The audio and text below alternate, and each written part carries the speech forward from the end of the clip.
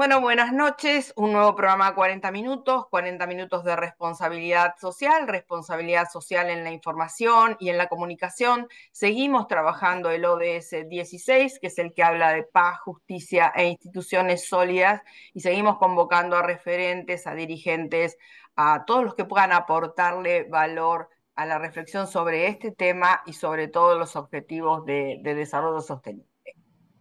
Hoy vamos a hablar con el secretario general de la Federación Judicial Argentina, con Matías Fachal, pero antes de eso quiero referenciar el contexto en el que estamos, ¿no? Tenemos claro que la Argentina está atravesando una crisis institucional, social, política, pobreza, indigencia, caída del empleo. Estamos hablando de una retracción importantísima, un desmantelamiento de las políticas públicas y de la inversión a cargo del Estado, ni hablar porque se ha restringido el presupuesto para eso. También a esto se suma una escalada de represión que afecta a derechos fundamentales, y en este escenario es como cuando Milei asume como presidente, se crea la Red Federal para la Defensa de los Derechos Humanos y la Democracia, que es un espacio que reúne a organizaciones sociales, sindicales y de derechos fundamentales, humanos fundamentales, que están buscando coordinar acciones para atender esta vulneración, para confrontar esta vulneración de derechos civiles, sociales y políticos. En este marco, se realizó un encuentro plenario recientemente, estoy hablando de mediados de septiembre, donde se analizaron distintos tipos de reformas posibles, tanto legales como políticas, que se le están proponiendo al actual gobierno, que sabemos que escucha bastante poco, pero son las que generan gran preocupación por el impacto negativo en el esquema de los derechos fundamentales, que parece que no se tiene en cuenta, que están incorporados en nuestra Carta Magna, en nuestra Constitución, en nuestra ley fundamental. Esto genera todo un debilitamiento de las instituciones democráticas, con un Estado cada vez más reducido, cada vez más desregulado, donde siempre la pregunta es de qué estrategia estamos hablando, por qué, o con qué necesidad en el fondo, ¿no? Hoy sabemos también que después de la movilización de ayer, tan importante que hubo en todo el país, en distintas plazas de todo el país, el presidente ha decidido vetar la ley de financiamiento educativo con argumentos los financieros que emplea él habitualmente, aun cuando la significatividad económica de esta nueva ley no era tal, ¿no? A esto también se le agrega a veces un poco de victimización, como que estamos buscando o se está buscando un debilitamiento del gobierno con medidas que son absolutamente necesarias ante la realidad actual. Voy a conversar con un amigo realmente hoy, con Matías Fachal. Matías es secretario general de la Federación Judicial Argentina ya por segundo periodo, y además es miembro del Comité Ejecutivo Nacional de la CTA Autónoma. Seguramente él también nos va a contar un poco esta unificación que se está logrando con la CTA Autónoma y la de los trabajadores. Y para entender un poquito más los motivos de la creación de esta red, cuáles son los objetivos, qué diagnóstico actual están haciendo, más allá del que todos tenemos absolutamente internalizados en nuestro día a día, vamos a charlar también de las conclusiones de este evento. Yo ya te doy la bienvenida, Matías. Para mí es un gustazo enorme tenerte hoy en nuestro programa.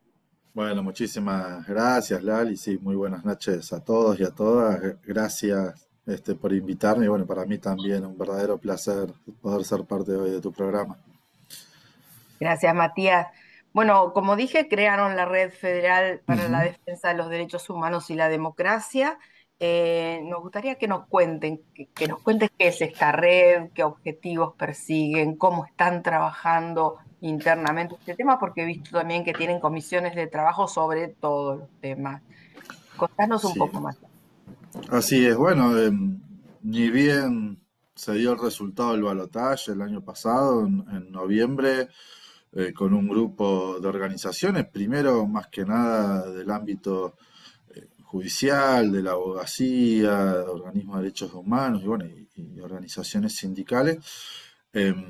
Pensamos que era un momento que si Milei cumplía algunas de las cuestiones con las cuales fue amenazando en la campaña y entendíamos que por los que se estaba rodeando en ese sentido iba a ser muy similar a las políticas que llevaron a cabo los gobiernos de Macri, el de Menem, e incluso también, salvando las distancias obviamente, pero mucho tiene que ver el plan económico también con la última dictadura cívico-militar. Así que entendimos que era imperiosa y necesaria generar un ámbito de articulación unitario, de la mayor unidad posible y en el sentido más amplio, que intentara dar respuestas a esa violencia institucional, a las reformas legales e institucionales que pretendía o venía anunciando Milei. Y ni bien asumió, de hecho el 12 de diciembre fue la primera reunión plenaria que tuvimos como red, donde la verdad que la convocatoria superó cualquier tipo de expectativa y además se sumaron también organizaciones sociales, culturales, religiosas, barriales, políticas. La verdad que fue algo evidentemente que muy necesario, donde todos estábamos partiendo, ¿no?, de un diagnóstico similar, con muchísima preocupación. De hecho, ese mismo día se estaba anunciando por parte de Caputo lo que iba a ser el plan económico del gobierno y pocas horas después se anunció el protocolo antiprotesta de Patricia Bullrich, con lo cual ya desde el vamos, evidentemente la convocatoria de nuestra parte fue acertada. Con el devenir de los días, bueno, eso fue plasmándose así. Primero con el DNU número 70, de los cuales la red aparte fue uno de los quienes iniciamos este, uno de los amparos, ¿no?, contra este, ese decreto que no tiene ningún tipo de necesidad ni urgencia y que aparte se proponía desde ese instrumento prácticamente hacer reformas constitucionales y además que le sirviera como herramienta de gobierno, ¿no?, para seguir gobernando por decreto, eliminando o derogando leyes por ese mecanismo, ¿no?, por el decreto, Y disolver organismos. que tenemos que decir, Matías, perdóname que te interrumpa, Sí, que sí, sí, el por favor. decreto 7023 está vigente. Efectivamente, Exactamente, una sola de las cámaras del Congreso lo rechazó y el decreto de necesidad de exactamente. urgencia, si no se rechaza por ambas cámaras, continúa vigente. O sea, el daño es permanente y en función de ese decreto se están tomando medidas que afectan a toda la ciudadanía, a todo el pueblo. Exactamente, sí, sí. Bueno, de ahí se desreguló todas las tarifas, ¿no?, de los servicios públicos, del transporte, se derogó la ley de alquileres. Tengamos en cuenta que en la zona metropolitana, ¿no?, en el AMBA, el 60% de los que aquí vivimos alquilamos, con lo cual es una cosa trascendental de todos los días, lo que acabo de nombrar, transporte, tarifas y alquileres, y ni hablar de todo el resto de las reformas que hace. Pero, digo, para ir a lo más sencillo, a lo más cotidiano, hasta incluso mete reforma de eso. Aprovecho, iba a comentar que, entre otras de las cosas que ahora iba a describir que hacemos en la red, nos hemos sumado a la campaña nacional por la recolección de 1 millón de firmas para la anulación del DNU 70, porque no solo bastaría con su derogación, que ojalá eso la Cámara de Diputados, que es como vos bien señalabas recién, que es la que falta tratarlo, o sea, lo rechace y así quede derogado, pero planteamos incluso ir por su anulación para retrotraer los efectos tan perniciosos, tan negativos a todo el pueblo, que viene ya en estos más de 10 meses, ¿no?, o casi 10 meses desde su vigencia. Pero bueno, te decía, digo, desde la red también, otra de las cuestiones que enseguida entendimos que teníamos que dar como respuestas era organizar las guardias jurídicas, que si bien hacía ya varios años, sobre todo durante el gobierno de Macri, muchas organizaciones y organismos de derechos humanos ponían a disposición sus equipos jurídicos, ¿no?, de abogados y abogadas para asistir en los casos de represión o detenciones en ese marco. Eh, de alguna manera establecer, ¿no?, como una especie de guardia para las movilizaciones, en el caso, bueno, ante este anunciado protocolo antiprotesta que se avisoraba, y así lo fue, ¿no? De detenciones arbitrarias, de otra vez violencia policial, como nos habíamos desacostumbrado casi en estos 20 años, ¿no? Después del 2001, salvo esta excepción que decía en el gobierno de Macri, donde otra vez Patricia Bullrich había sido ministra de Seguridad también, bueno. Esa fue una de las tareas, pero además también después coordinar las asistencias jurídicas en el caso de las detenciones. Y así lo fue, lamentablemente, a lo largo de todos estos meses. Tuvimos que, digamos, bastante trabajo en ese sentido, pero creo que fue algo muy provechoso. No solo organizar, coordinar, centralizar la guardia jurídica, ¿no? De estos equipos de abogados y abogadas para los casos de la represión, además también en lo posterior, en el caso de las detenciones, poder coordinar las defensas, incluso no solo las que asumieran estos equipos jurídicos de la red, sino además también poder coordinar con las defensas particulares, privadas o las defensorías oficiales, la defensa, para todos tener, digamos, un criterio medianamente común, ¿no? Poder fijar una estrategia similar y no cada una por su parte. Creo que eso también fue muy valioso. Otra de las cuestiones, no me quiero extender mucho más, pero son muchas las tareas que venimos desarrollando y asumiendo. Por ejemplo, fuimos una de los que presentamos, o mejor dicho, fuimos los primeros en denunciar el uso de estos gases tóxicos en las represiones, que no sabemos su componente, no sabemos si son tóxicos por alguno de sus compuestos químicos o si por el uso después de su vencimiento. O sea, los gases se detectaron en muchos casos que estaban hace más de 2 años vencidos. Y, Lo y cierto es que, ese sí, tema, te Lali, interrumpo decime. medio segundo, ese tema de averiguar efectivamente de qué están compuestos estos gases, ¿no se determinó, no se investigó a nivel judicial en los casos de represión, de prisión que hubo en las manifestaciones, en las protestas? No, no se sabe. Por lo menos a nosotros que somos quienes hicimos esta denuncia acompañando a muchas de las víctimas y testigos, eh, desde el juzgado ni de la fiscalía aún se nos ha informado, no nos aceptaron como querellantes, por ende no tenemos acceso a la causa penal. Bueno, eso es lo que establece nuestro ordenamiento jurídico. Pues, ahora, lo cierto es que tampoco eso se ha hecho público, digamos, no se ha establecido si hay, además de un mal uso, ¿no? Por la cercanía, que en lo que eso se usa sobre las personas, ¿no? Apuntando directamente y a muy corta distancia, si por los componentes, si por la fecha de vencimiento, eso no se ha comunicado, no se ha establecido. Es parte, digamos, del oscurantismo con el cual también se maneja este gobierno, pero bueno, evidentemente el resto de los poderes del Estado también son cómplices, ¿no? El legislativo, por ejemplo, en no rechazar el DNU, el judicial en no dar estas respuestas, bueno, el legislativo también en haberle aprobado la ley de bases, que después también me iba a referir, o incluso los Sí. poderes ejecutivos provinciales que fueron parte del Pacto de Mayo que se firmó en agosto. Lamentablemente cuenta con demasiados cómplices Ujú, ujú. Poder Ejecutivo nacional. Y decía, nosotros lo hemos señalado como un elemento de tortura el uso de este gas tóxico porque los efectos duran por más de 48 horas, casi 3 días, quemando la piel de las personas, completamente, digamos, irritados. Es la verdad que algo que jamás había usado acá. Se supone que el gas lacrimógeno tiene que ser algo que se arroja en un lugar abierto, como Para disuasivo, ¿no? Para movilizar, acelerar si una se quiere. desconcentración, digamos, ¿no? Claro, y no sobre los ojos, la boca, la piel de las personas, incluso, bueno, imagínate en la represión que hubo el día de la movilización contra el veto al aumento de la movilidad jubilatoria, que lucía no solo sobre personas mayores de edad, sino incluso con niños y contra niñas, ¿no? Ujú.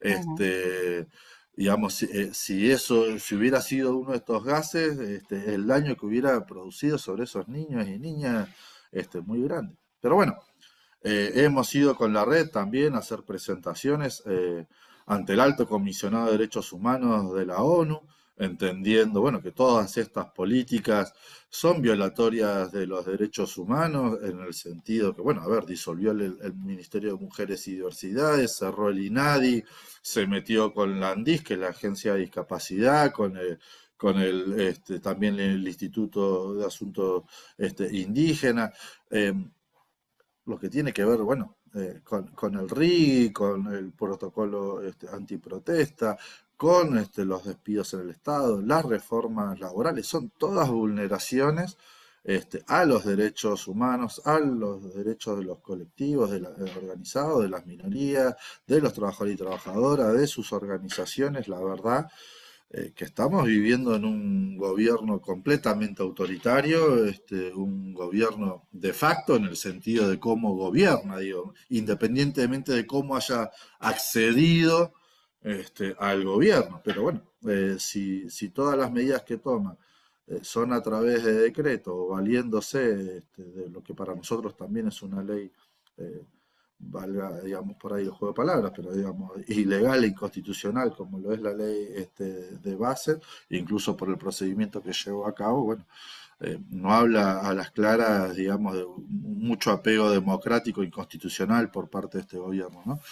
Así que en ese marco es que la red viene actuando, somos ya más de 110 organizaciones, sí, tenemos trabajo de comisiones, la de comunicación, la de laboral, la de institucional, tenemos también la de capacitación.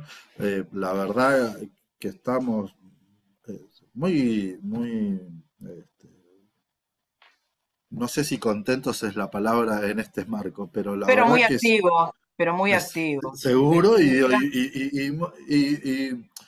y muy orgulloso de lo que venimos haciendo y lo que se ha generado alrededor de la red y la verdad que con mucha expectativa y sentimos que hay un gran potencial además para seguir creciendo.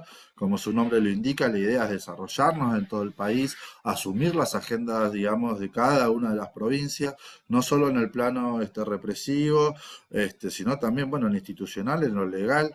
Digo, acá nosotros hemos planteado y hemos participado en las audiencias, también hemos hecho actividades, vamos haciendo formaciones en lo que tiene que ver con las reformas legales, las reformas penales, la ley de baja edad de imputabilidad, la ley de reiterancia.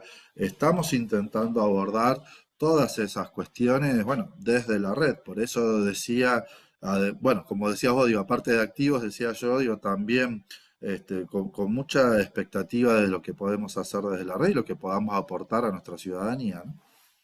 Y Matías, y en temas de diálogo, porque a veces el diálogo interinstitucional con organizaciones tan masivas como estas, la red está teniendo presencia en las 23 provincias, bueno, también la tiene la federación que vos integrás, de la que sos secretario general, pero en materia de diálogo, acercamientos institucionales o con el legislativo, con el ejecutivo, contanos cómo está eso, porque indudablemente ustedes han planteando una revisión de la agenda democrática en el marco de esta red y además una mirada o una revisión también del paradigma democrático. ¿Qué es esto? ¿Qué democracia es esta? ¿No? Me imagino que conversan, se pueden encontrar, se puede discutir. ¿Cómo está ese tema? Bien, sí, efectivamente. Bueno, la red del funcionamiento es, tenemos reuniones plenarias periódicamente, intentamos más o menos cada 20 días, y no como mucho una vez por mes, tener reuniones que intentamos también ir rotando las sedes donde las hacemos, si bien buena parte de ellas se hacen en nuestra sede, la de la Federación Judicial Argentina, también intentamos ir llevando esas reuniones a las distintas organizaciones que componen la red. Hay participación incluso, bueno, de ex ministros, funcionarios, de poderes ejecutivos anteriores, también de magistrados, magistradas actuales y pasados. Además, bueno, hemos ido participando de algunas audiencias públicas en el Congreso, hemos mantenido reuniones con bloques legislativos, con diputados, con senadores, hemos enviado presentaciones a las autoridades legislativas, judiciales. intentamos mantener, sí, abiertos canales de diálogo, justamente para poder plantear, llevar nuestras visiones, argumentos, fundamentos, cuando se pretenden estas modificaciones legales a las que referíamos o refería anteriormente, pero además también eh, muchas veces también como posibilidades de llevar adelante algunas gestiones, ¿no es cierto?, ante las autoridades por estas flagrantes violaciones que se hace sobre los derechos de las personas, conocer, saber los paraderos, las condiciones de detención. No nos olvidemos, hubo 33 detenidos, detenidas por lo de la ley Bases. Bueno, la red fue uno de los que presentó un amicus curia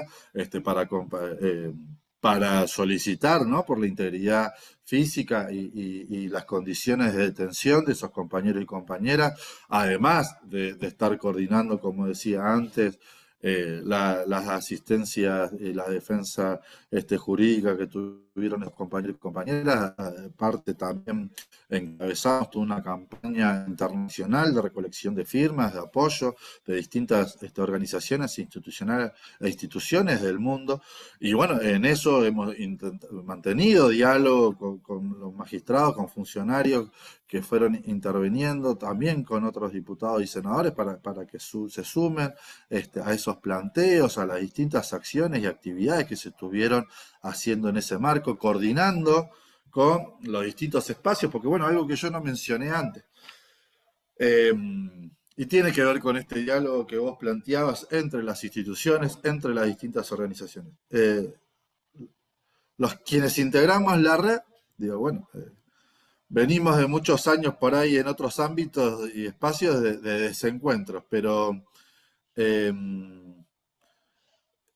este Poder Ejecutivo ha logrado que quienes, bueno, teníamos algunas visiones distintas hace un tiempo, las Unirse. hayamos dejado, sí, unirnos, dejarlas de lado, estar juntos. Y bueno, eh, nadie desconoce que en el plano de los derechos humanos, por un lado está la mesa de organismos, por el otro está el encuentro Memoria, Verdad y Justicia. Y bueno, de hecho ha sido muy dificultoso en los últimos años lograr que volviese a haber una sola marcha del 24 de marzo. Sin embargo, en la red participan organismos y organizaciones de ambos espacios. Bien. Eh, Incluso, bueno, también de aquellos que están por fuera de esos dos, que son independientes. En el plano sindical participamos organizaciones que somos de ambas CTAs e incluso también hasta de la CGT, o sea, de las tres centrales obreras. En todo lo que haya dos o tres organizaciones, sea del ámbito judicial, de la abogacía, jurídico, social, bueno, participan las dos o tres que hay. Pasa con hijos, pasa con hermanos, pasa con los abogados laboralistas. O sea, la verdad que hemos, y lo digo con orgullo, más allá de que haya sido una necesidad imperiosa, que nos uniéramos frente a este enemigo tan poderoso que tenemos, encarnado ahí en el gobierno, que haber podido construir un ámbito tan amplio de unidad, de articulación, de Es discusión, de una buenísima reflexión, de debate. noticia. Exactamente, y la verdad que creo que era lo mínimo que podíamos hacer Lo que se para necesita. nuestro pueblo en esta etapa. Sí, claro, terrible. Y volviendo, porque ayer estuvo la movilización por el financiamiento universitario, para evitar el veto que al final ocurrió, como decíamos antes, ¿vos ves que se está desmovilizada la gente con este protocolo antipiquete? Ayer no hubo grandes disturbios, pero ¿qué impacto estás viendo en la persona común de la calle, que no está por ahí nucleada en una organización específica, que no está haciendo militancia, que no está haciendo activismo? ¿La ves preocupada, la ves asustada, la ves retraída en cuanto a movilizarse, o la ves angustiada, cada vez más preocupada? Contanos un poco cuál es esa visión de esta realidad que hay en la calle. Sí, nosotros eso lo venimos discutiendo y mucho en los distintos ámbitos donde, bueno, nos desarrollamos, no solo en la red, sino, bueno, también en los otros que vos mencionabas. Claramente no estamos teniendo por ahí las mismas visiones todos, sino ya tendríamos quizás una Algo síntesis, más una conclusión, sólido. una fórmula, claro, una respuesta, Sí. pero yo no creo que el pueblo esté desmovilizado. Sí está muy preocupado, sí está, tiene miedo, obvio. Eh, Ujú. por ahí cuesta mucho desde lo sectorial algunas respuestas. A ver, por ejemplo, avanzan con los despidos en el Estado y uno ve que no hay la misma respuesta de los trabajadores y trabajadoras que lo hubo en la época de Macri, donde todos salieron masivamente a rechazar esos despidos, a movilizarse y enseguida encontró la solidaridad y acompañamiento de todos aquellos que, bueno, por ahí no estábamos afectados directamente, pero que no nos deja de impactar, ¿no? Que eso suceda. Pero porque también fue de otra manera cómo se llevó a cabo eso por parte de Claro. ese gobierno. Avanzaron como con 100.000 despidos de una, todos juntos a la vez, y también la respuesta fue como, no voy a decir que fácil, pero bueno, más sencilla en ese sentido. Este gobierno evidentemente aprendió, muchos de los funcionarios del macrismo están dentro de este gobierno. Entonces salieron con los despidos a cuentagotas en distintos puntos del país, en distintos organismos. 20 por acá, 50 por allá, 100 del otro lado, pero desparramado en todo el país, oficinas de 2 personas. Van avanzando cada 3 meses, echan a 10.000, reincorporan a 5.000 de esos 10.000, a los 2 meses echan 2.500 de los 5.000 que reincorporaron. Entonces mantienen un disciplinamiento, un terror, un miedo absoluto sobre la gente de no sea cosa que yo sea el próximo despedido, me quedo en el molde, no salgo a pelear para ver si así no me echan o si me echan, bueno, ¿cómo hago para que me reincorporen? No establece ningún tipo de instancia de diálogo, de negociación con los sindicatos del sector. Entonces hace muy difícil la defensa y resolución de esos temas sectoriales, vamos a decirlo, además de que generan en el humor social, en la opinión pública, como cierto consenso de mentiroso gasto excesivo por parte del Estado, de un Estado enorme, ineficiente, para generar un consenso a esos despidos, y después resulta que lo que está haciendo es cerrar ministerios o instituciones, organismos, que lo que implican, más allá de las puestas de pérdida de trabajo, perdón, de la pérdida de puestos de trabajo, lo dije al revés, en realidad lo que significan es la anulación de derechos, del acceso del pueblo al ejercicio Cierto, de y esos derechos. cierto Ahora, desconcierto, ¿no? Cierto desconcierto también, porque a veces ellos comunican como que ya cerraron o ya no existe bueno, más tal cosa y eh, no es real, ¿no? exactamente, Entonces eso vienen también anunciando genera, 70.000 despidos en el Estado claro, desde que asumieron, y con los que hubo esta semana recién se está llegando a 30.000. No es cosa claro, menor, pero no es importantísimo poco. igual. Pero desde los 70.000 que anunciaron Ah, el 10 de diciembre que iban a avanzar con ah, eso, a los 30.000 que hay 10 meses después, hay, digamos, un trecho. Ahora decía, no me parece que el pueblo esté desmovilizado. ujú, Y no ujú. quiero hacer yo una efeméride o solamente recitar un calendario, pero para que se entienda lo que digo. Desde el mismo 20 de diciembre que volvimos a las calles, este, una tras otra fueron cada vez más masivas las movilizaciones. Desde el 27 de diciembre frente al Palacio de Tribunales, cuando la CGT y las centrales de las ambas CTA nos movilizamos para acompañar el planteo judicial contra la reforma laboral, ¿no? El capítulo Ujú, 4, perdón, del título 4 del DNU 70. La movilización del 24 de junio contra lo que era en ese momento la ley Omnibus, la ujú. enorme movilización del Día de la Mujer, del Día Internacional de la Mujer Trabajadora el 8 de marzo, la del 24 de marzo, que pese a que no logramos la Sí, unidad, fue unas movilizaciones enormes, de las más grandes de los últimos años.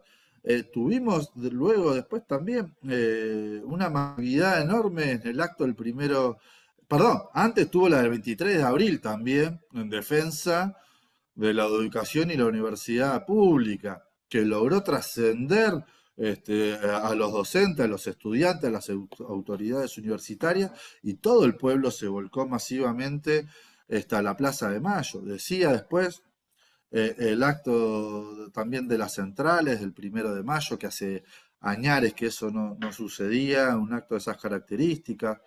El paro del 9 de mayo, que fue muy fuerte, el paro Sí, de las empresas parece que grandes.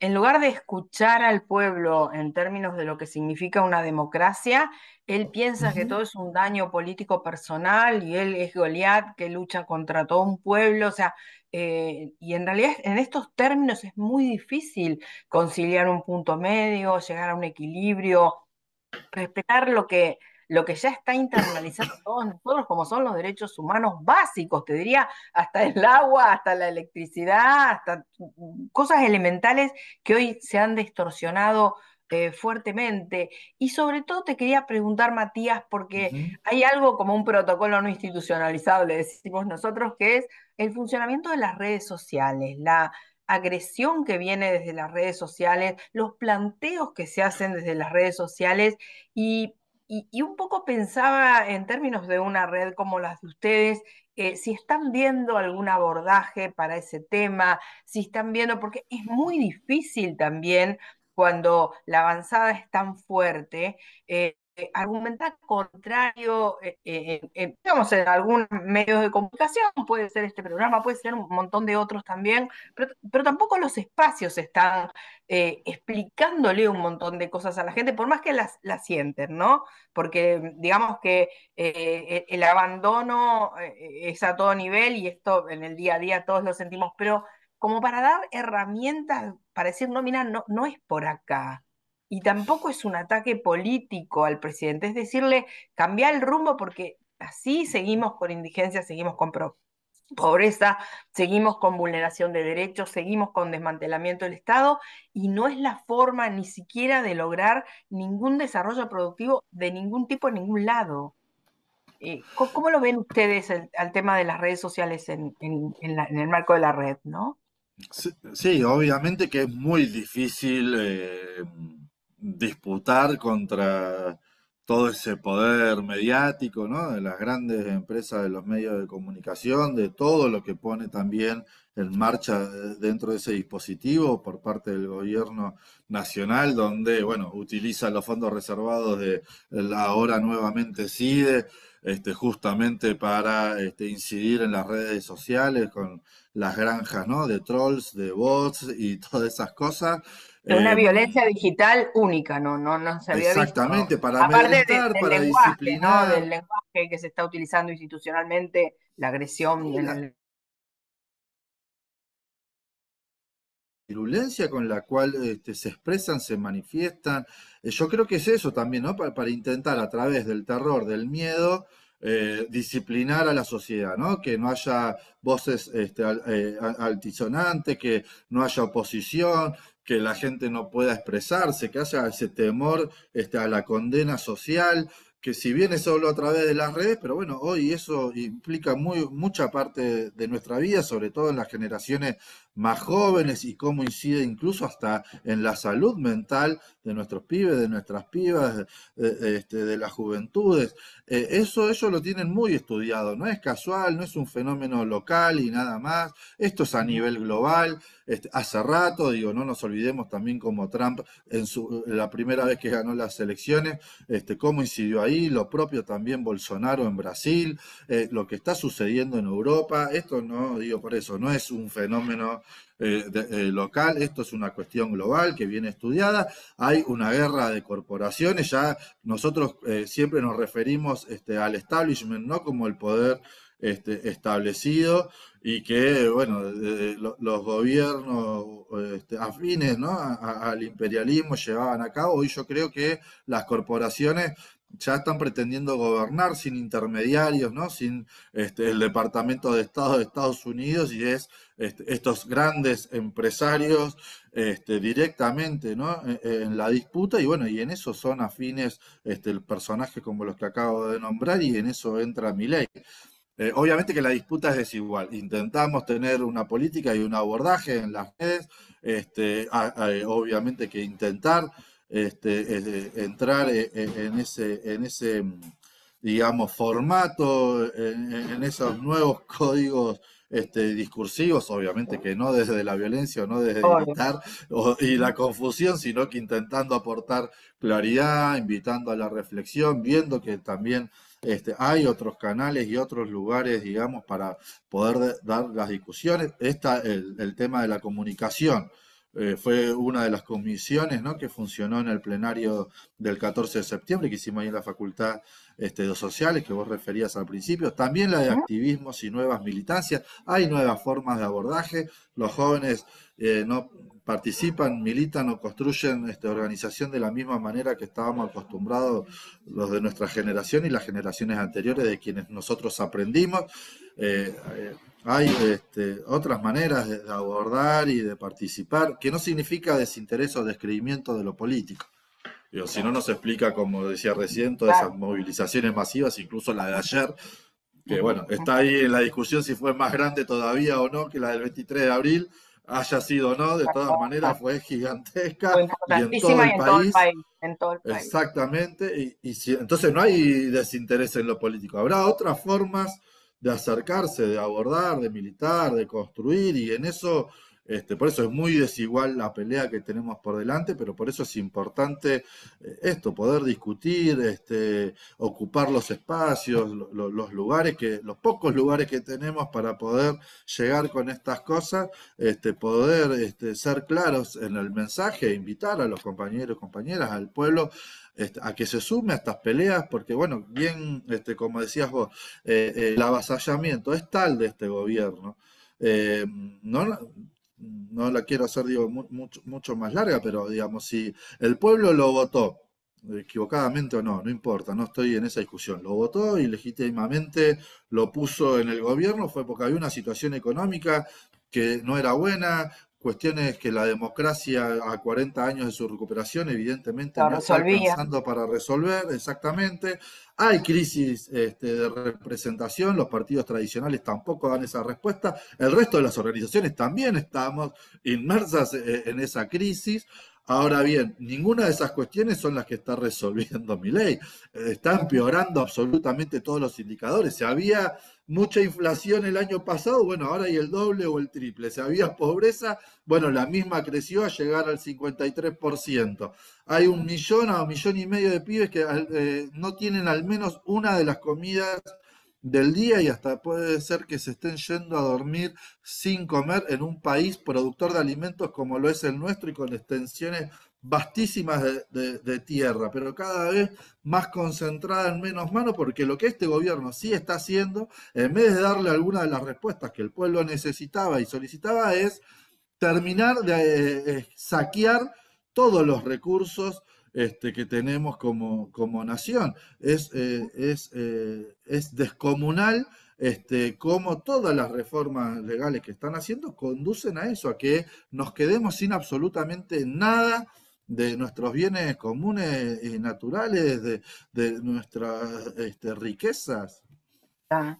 Matías, interesante todo lo que nos contaste y me gustaría, como última, para cerrar, supongo que van a redoblar esfuerzos después de la marcha de ayer y ante el veto de hoy, y en ese marco, ¿qué está pensando hacer la red? ¿De qué forma van a abordar esto siguiente que queda hasta mediados de octubre, donde se definirá este primer paso que puede ser la ley de financiamiento universitario, ¿no? A veces hay algunos que están planteando, y escuchaba algunas noticias, que esta es como la 125 de mi ley. ¿Será eso? O sea, ¿cómo están evaluando y cómo sigue esto de la red y cómo fortalecen la agenda? Bueno, yo creo que si bien se presenta, ¿no?, como una víctima en esto de me aprueban esta ley que va a dejarnos sin recursos, a su vez, bueno, en esa cosa medio oligofrénica que tiene, creo que quiere quedar como una imagen de autoridad, aunque se movilice 1 millón de personas en todo el país, yo lo veto igual, a mí no me van a condicionar. Digo, se presenta como víctima, pero a su vez quiere dar una imagen de fortaleza y avanza con el veto. Ahora, si él se muestra ante la sociedad, ante el mismo pueblo que quizás lo votó, porque yo creo que ayer mucha gente que movilizó, incluso lo votó Lo el año habría- pasado, se muestra de esa manera tan inflexible, ¿no? Sin convocar al diálogo, no reflexionar sobre el mensaje que dio el pueblo movilizado en la calle, yo creo que eso va a ser muy contraproducente para su propio gobierno. Yo creo que ayer el pueblo puede acompañar o no otras medidas, o puede haberse arrepentido o no de haberlo votado. Pero evidentemente ayer dio un mensaje de defensa de la universidad y la defensa pública al movilizarse de esa manera. Y que él, en vez de haber convocado una instancia de diálogo a los docentes, a los rectores, a los estudiantes, a los trabajadores no docentes, avanza y persiste con el veto, desoyendo a la sociedad, bueno, desoye también el mandato popular que obtuvo en las urnas.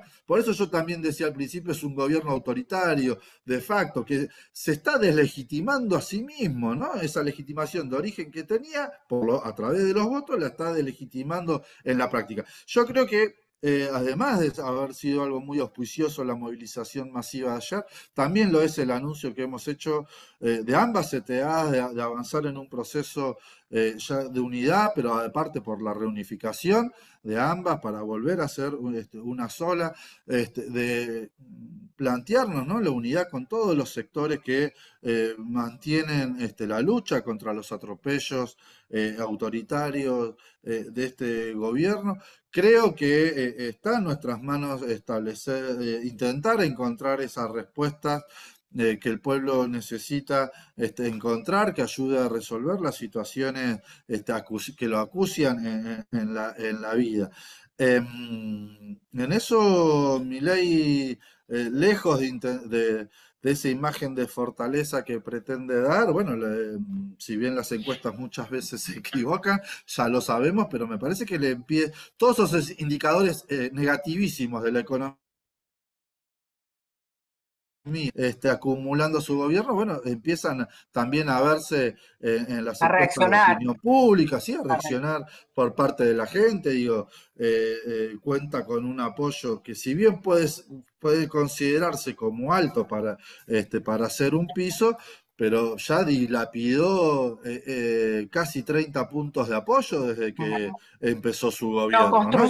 Ganó el balotaje con 56% de los votos, pero tenía una imagen positiva del 70%, que hoy ya está en el 43%, y la intención de voto, si bien falta para el 2025, está dándole el 29-30%, o sea, en 10 meses dilapidó todo el capital político que él tenía. Bueno, yo creo que sí, que puede sucederse toda una serie de derrotas políticas, este gobierno, que bueno, que también nosotros como pueblo necesitamos dársela para que entienda, para que cambie el rumbo, para que mejoren las condiciones de vida del pueblo, ¿no? Matías, muchísimas gracias. Fue un gusto enorme verte de nuevo y compartir esta charla con vos. Gracias. Bueno, muchas gracias, Lali. Lo mismo digo, para mí un verdadero placer poder estar hoy aquí. Gracias. Un abrazo. Muy buenas noches. Este año fórmate en responsabilidad social. Hoy el conocimiento solo no alcanza. En EduForce te ayudamos a comprender la realidad. Y te damos las herramientas para llevar la responsabilidad social al interior de tu organización. Desde un proyecto hasta una estrategia integral, te enseñamos a diseñarlos, ejecutarlos, a medir y comunicar los resultados. En nuestra plataforma digital puedes encontrar textos, vídeos y participar de clases en tiempo real con el profesor y otros alumnos. Lo haces a tu ritmo, desde la comodidad de tu casa. Llevamos más de 16 años formando nuevas generaciones de líderes comprometidos con el desarrollo sostenible. Y ahora también en perspectiva de género. Ingresá en eduforce.com.